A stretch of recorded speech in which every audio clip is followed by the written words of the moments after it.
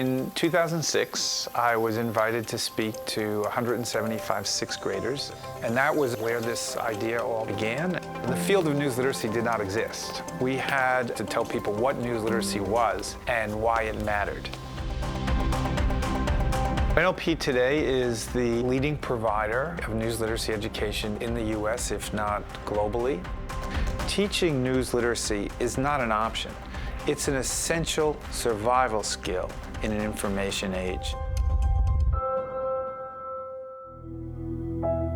I'm Alan Miller. I'm the founder of the News Literacy Project. I started my career as a journalist and had the opportunity to do a number of groundbreaking investigations. Though many had died flying the Harrier, Marine Corps pilot Peter E. Yount never thought it would let him down. I always get choked up when I read this. "I'm losing control of this thing," Yount radioed. The 42-year-old lieutenant colonel and father of 2 young girls died instantly of a broken neck. To me, journalism was always a calling. It was an opportunity to have an impact on the world and to do it with integrity. There is a major breakthrough headed to American consumers. It's the iPhone. In 2006, we were really on the cusp of the explosion of social media. Now, millions of students use the Facebook.com to listen. It was a real turning point as there were going to be more sources of news and information. I was concerned that the next generation students wouldn't necessarily seek out quality sources or news. And at the same time, I was invited to speak at my daughter's middle school about what I did as a journalist and why it mattered. Today was the first time I was back at Pyle Middle School in over a decade. I visited my daughter's teacher, who had invited me to come in and talk to the students.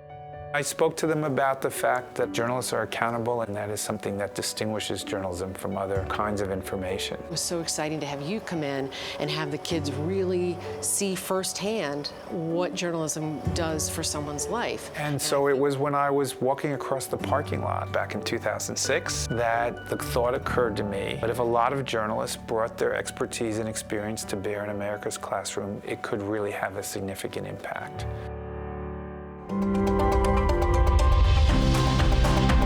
We launched our classroom program on February 2nd, 2009. It was really striking how engaged those students were right out of the gate. So we started a new field and a new movement, and we started to build some momentum, and then the 2016 election happened. Your social media feed may have been part of Russia's interference in the election. The election has cast a light on misinformation online. Critics saying those viral hoaxes could have really influenced the election. Suddenly, fake news and alternative facts and filter bubbles were very much on people's minds. If we don't give them the ability to navigate today's information landscape, they're at a significant civic disadvantage. And it really felt like, we went from being kind of a voice in the wilderness to an answer to a prayer.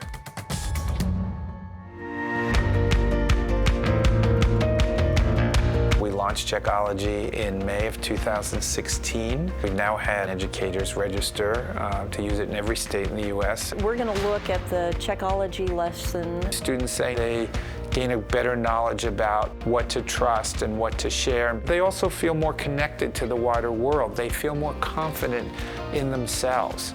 The News Literacy Project is about people like you.